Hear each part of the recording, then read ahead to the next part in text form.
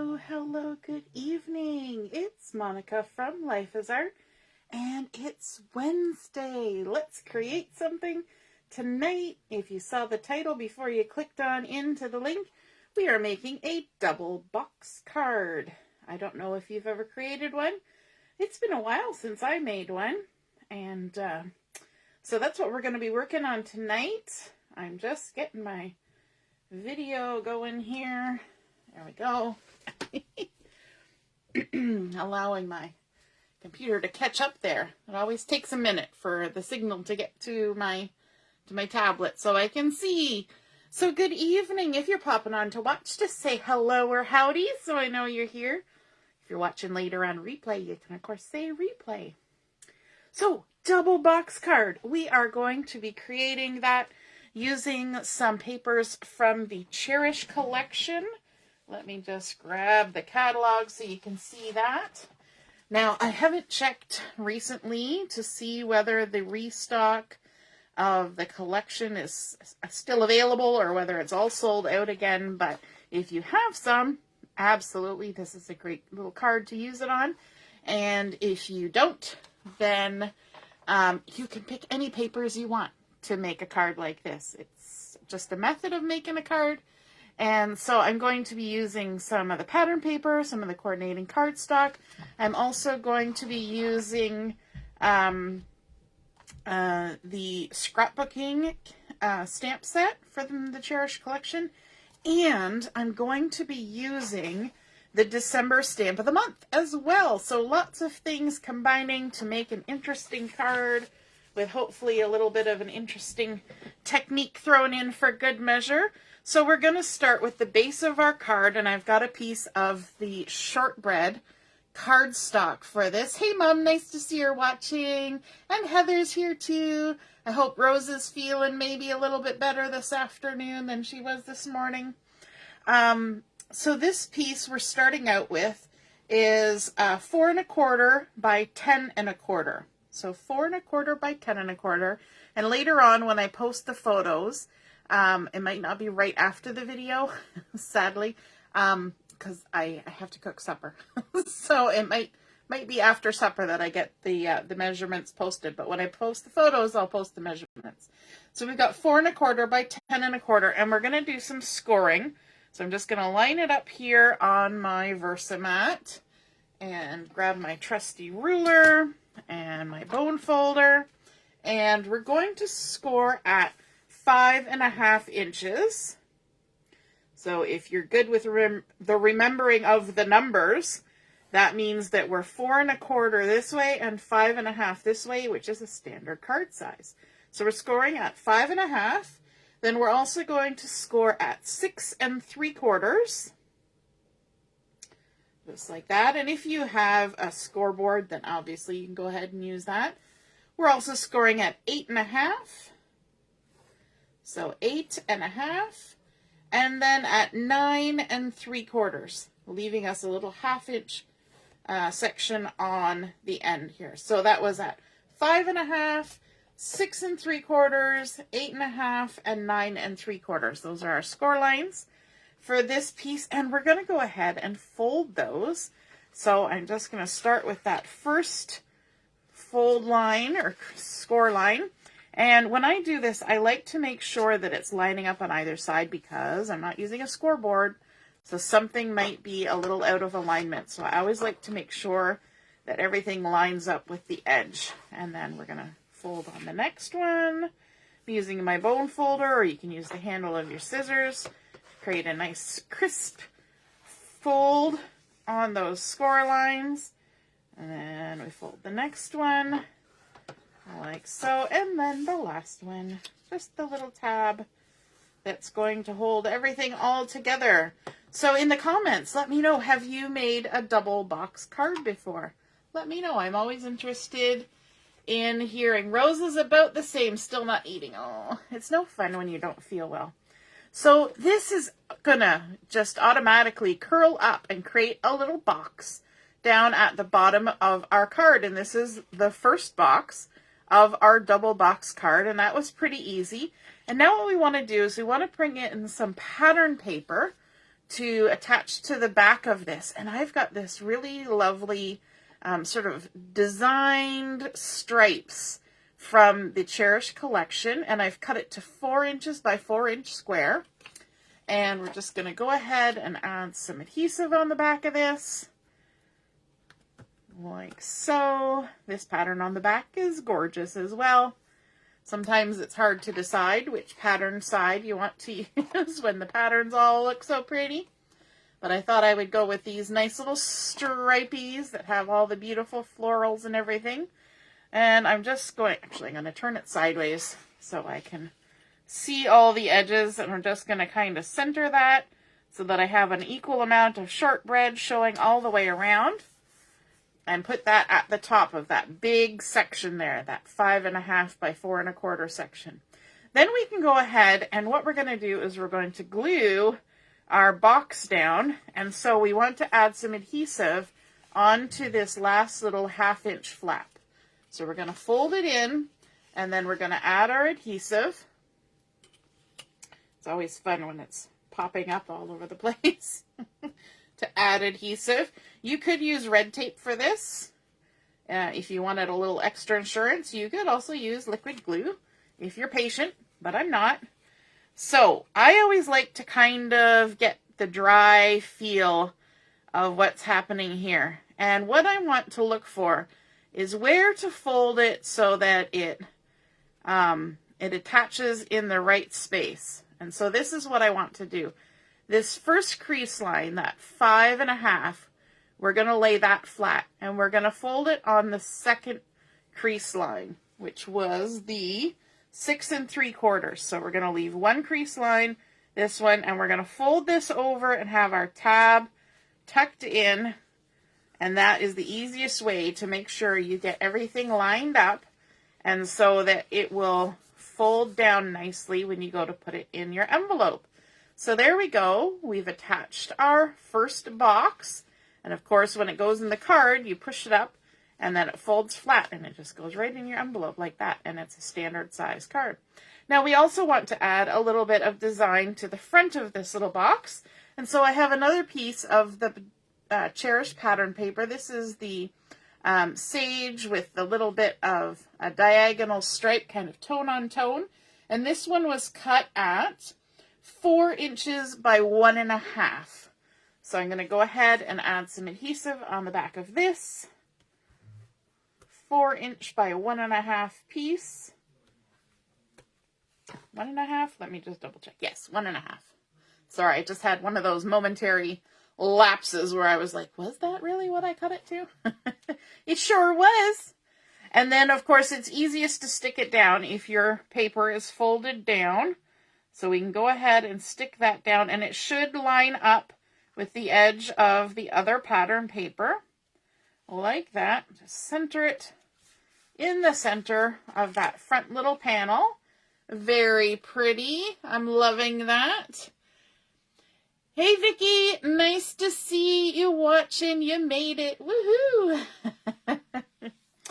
All right. Now, our next piece we want is another piece of cardstock. And this piece is some of the mist cardstock. A little bit of fuzz stuck to that. The mist cardstock. And this has been cut to 3 inches by 5.5. And we're going to do some scoring on this piece as well. So I'm going to go ahead and line it up on my Versamark, making sure everything's nice and square as square can be. And then my first score line, I'm going to score it at 3 3/4. So just line up my ruler here at 3 3/4 and score that. And then we're also going to score it at 5 inches. So again, we're going to be left with a nice little 1/2 inch tab to be our connector. So there we go. Move those over to the side. So let's now fold on our creases. So I'm going to fold this over like that. Fold on our score line. Sorry, we're going to crease it on our score line. And then our little 1/2 inch tab, making sure everything's nice and squared with the edge. And so where this piece is going to go is it's going to be attached right here to the front of our card, and we want to make sure that we put it on in such a spot that when we fold it down to put it in the envelope, sorry, I got to get that tab out of the way. We put it in to go in the envelope. We don't want to have this sticking above the top of our card, because then it won't fit into a 4 1/4 by 5 1/2 size envelope. So we need to make sure that we keep it down. And so what I like to do is I like to kind of line it up with the top of my pattern paper, because I think that just kind of makes it look nice when it's folded up. The other thing would be to line it up with the top of the card, and maybe that's what I'll do today. So what I'm going to do is I'm going to actually flip this over so that I've got my little tab here. I'm going to line it up with the top of my card, and then this will show me where I need to add my adhesive at the bottom so that it's in the right place. So we don't want to go any higher than this with our adhesive, and then we'll put a little bit down here. And we're using the top of this front panel as our guide for where to put that adhesive. And then of course we need to add some adhesive on our little 1/2 inch tab as well. So let's just stick that on. And then we can go ahead and peel off all of our backing, or if you're using just a tape runner, you don't have to do that. It's already done for you. And so now I'm going to turn it sideways because that's easiest for me to line everything up. I'm going to just, I can even use the measurements here. Let's be smart about this. So we line it up, and we know that we've got 5/8 of an inch coming in each side so that I can get it centered at the top, and then it should be nice and straight going down until I wobble it all over the place and stick it right on there. And then you hold your breath and make sure that you stuck it in the right spot. And look at that. Isn't that nice? And it even folds flat the other way. So you can make sure all the creases are moving nicely. And then when it stands up, you can see now we have our double box. So box number 1, box number 2. So let's do some more decorative elements on here. And also we're going to add a little bit to the back. Now this shortbread is perfectly fine for writing a message on because it's pale enough. But if you used a darker paper for your base, then you may want to use a piece of white cardstock to give yourself a nice spot to write. Or if you're the kind of person who's not sure about your handwriting, you can always cut out a piece that's going to fit, do your writing off, and then once you're happy with it, because, you know, sometimes we make a boo-boo, and then stick it on. I'm going to go ahead and stick this on without doing the writing. You could also stamp some sentiments on here if you want. I'm not going to. I'm just going to leave it nice and plain. And so this piece is 3 3/4 by 5 inches, and that gives me a nice border of the shortbread all the way around. There we go. Lovely. Okay, back to the front where we're going to do some fun stuff.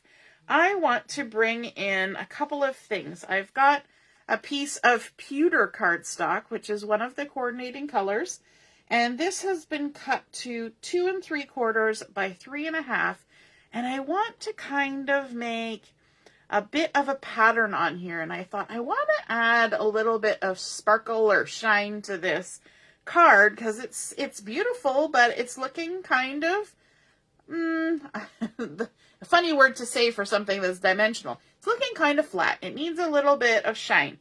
So I thought I would do a little bit of silver heat embossing on this. Let me scooch that right out of the way. And so I've got my piece of pewter, and then I took one of the flowers from the Cherish Scrapbooking set, and I'm going to be stamping this all around the edge of this, just to create a mat for another element that I'm adding on the front. So I've got my Versamark ink here, and I'm just going to load up my stamp, and I'm just going to random stamp all the way around my card, nice and quick. I don't even care if my images overlap because it's just for texture that we're doing this. So if you've never done heat embossing, this is a great project to start with because it's so simple.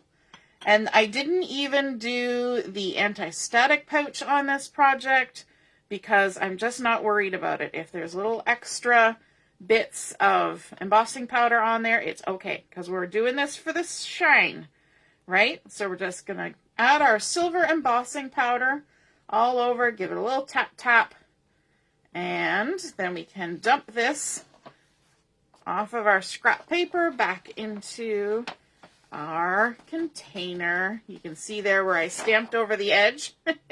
You get nice little designs on your scrap paper. And there we go. So that's this silver embossing powder. Scooch those out of the way.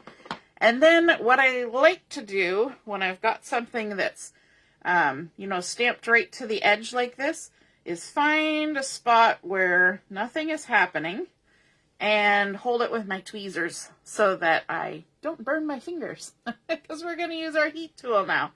And you can see probably a little bit of that embossing powder, but it looks kind of dull and gritty. But as soon as we hit that with the heat from our heat tool, you're going to see the fun transformation happen. I love watching heat embossing do its thing. I always like to hold my paper up above my work surface so that the hot air can kind of swirl around it, and it's a little bit more effective that way, but also it's not going to damage my surface if there's anything on my table that could be damaged by heat. And we just work our way around,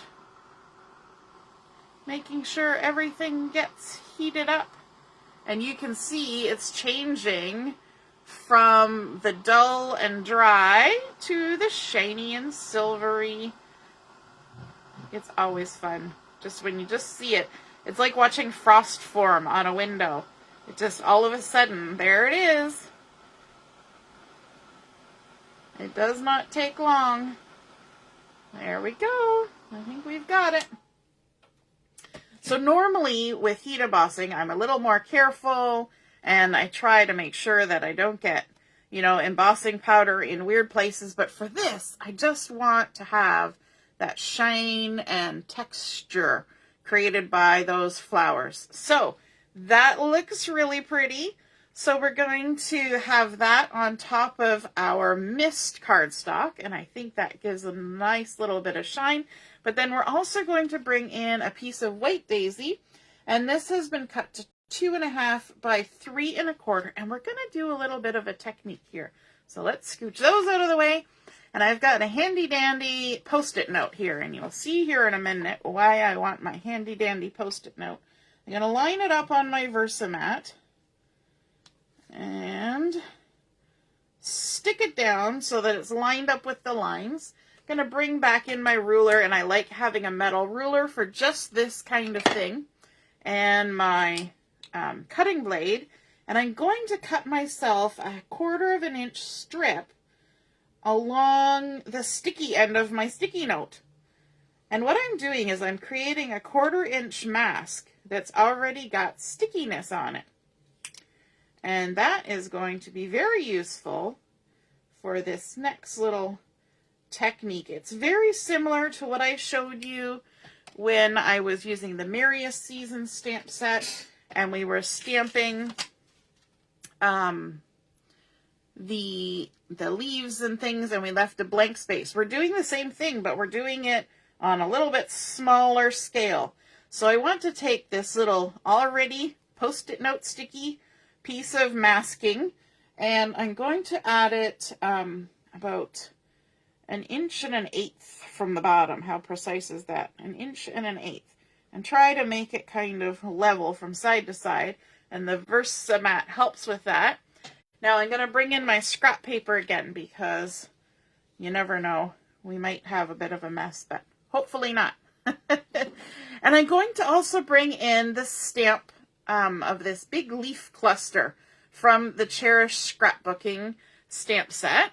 So let's bring that in. I've got it loaded up on my block, and I've got my intense black ink, and there's a reason for that, and it's because we're going to do a little bit of coloring, and with the intense black ink, it doesn't bleed when you use any kind of watercolor or marker or anything like that on top, or other inks.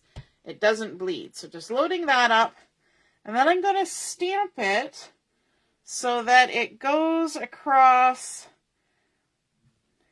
the mask. And I hope I did that. Yep. Okay.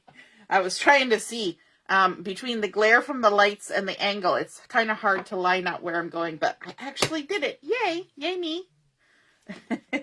So we've got our nice little mask here. And before we take the mask off, we're going to use it as a bit of a ruler. I'll just turn my paper here so it's a little bit easier. Bringing in one of my journaling pens, and I'm just going to draw a line on either side of it, just like that. And here, and if you don't want to use that as a ruler, you can go ahead and freehand it. It looks kind of nice when you do that. But I thought, well, you know, we got a nice little ruler going on there. We might as well use it. So there we go. And you can use that 2 or 3 times before you have to get rid of it. So waste not, want not, use it again. And then I also want to bring in a sentiment on here. And so for that, I'm using the December stamp of the month, the Forest Critters. And there's all sorts of these nice little words here. And so I'm going to be using the Thinking of You one, because I thought it would be a nice size for what I'm doing. So I've got that loaded up here on my block. And I'm also going to use the intense black ink for this. And we're going to add a little bit of color on this stamped image. And that's going to just kind of jazz everything up a little bit. So I'm just moving that closer to me so I can line up my sentiment and stamp it right in the center of that spot. Isn't that so cool how quickly that comes together? And then I've got a couple of my Spectrum Noir Tri-Blend markers. I've got Coral Blend and I've got Ice Gray Blend. And so I'm going to start with the Coral Blend, and I'm going to be using the lightest color first, CR1. I like that all 3 colors, the light, the mid, and the dark, are all together, because that just takes the guesswork right away. And so I'm going to start with the light.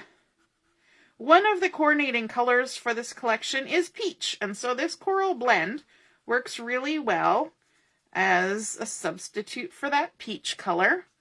So I'm just going to go ahead and add the lightest color to all the leaves. Obviously skipping over my little sentiment strip here. Just like that. Lovely. Okay, and then I'm going to switch to the mid. Oh, Vicky's saying that's cool. Woohoo! Hey, Lynn. Nice to see her watching. Joanne's here too. Hello, hello. So we're switching to the mid, and I'm just going to add a little bit of color along one side and kind of where the shading is at the base of the leaf. Just kind of haphazardly adding that in there, like so. And get them all done. Then I'm going to switch, you know what, I'll even put a little bit underneath that, that sentiment spot. Then I'm going to switch to the dark.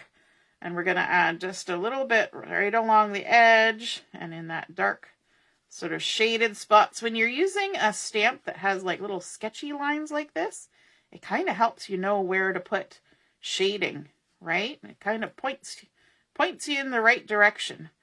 So add a little bit there and there. And then I'm just going to jump right back to the light one of this Coral Blend and just go over everything again. And you want to do this fairly quickly. The Tri-Blend markers do have a blending marker, but, you know, it works just as nice to add just the color again. And that helps to kind of smooth out all those transitions from the dark to the light. And just makes it look so pretty. And then I'm going to switch over to my Ice Gray blend, and I'm going to start with the lightest color of the ice gray. And for this, I want to go over my sentiment strip here and just color with the lightest color over everything. And then I'm going to go to the mid, and I'm just going to color from the bottom up to about halfway. And then I'm going to switch again to the dark and just do right along the bottom edge with the dark, like that. And then, of course, switching back to the lightest one, and we're just going to kind of pull those colors together so that they transition nicely from one to the other. Thinking of you. Isn't that pretty? I love how that turns out. So that was the coral blend and the ice gray blend. So nice. Okay, and then let's start adding everything together.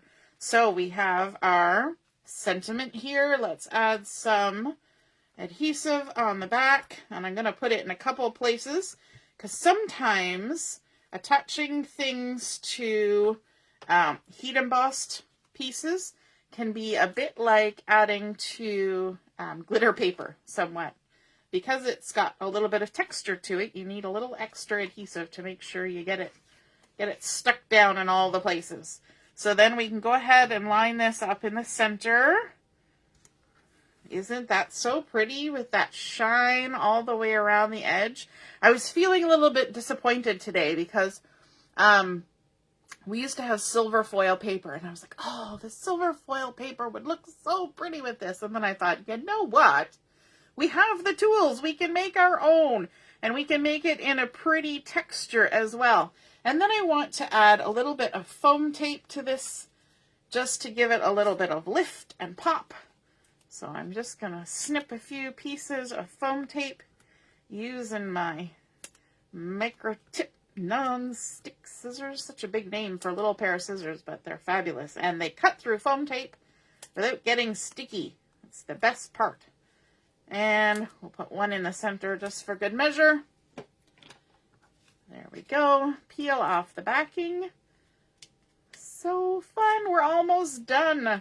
Now you could, of course, add other embellishments. You could do anything you want to decorate the card. This is just to show you a beautiful way to create a unique base. And then we can go ahead and center this on that mist panel. And there we have it. Our double box card, Thinking of You, folds flat, pops right into the envelope. And I think that's super fun. And of course, you can write your message on the back. So there's our double box created with our shortbread paper and then our pattern paper from the Cherish collection. This beautiful arrangement of floral in a stripe. And then this diagonal stripe as well. And then adding on top of that to stand out a little bit more, that beautiful mist color that I love, love, love. The mist glitter paper is really gorgeous too.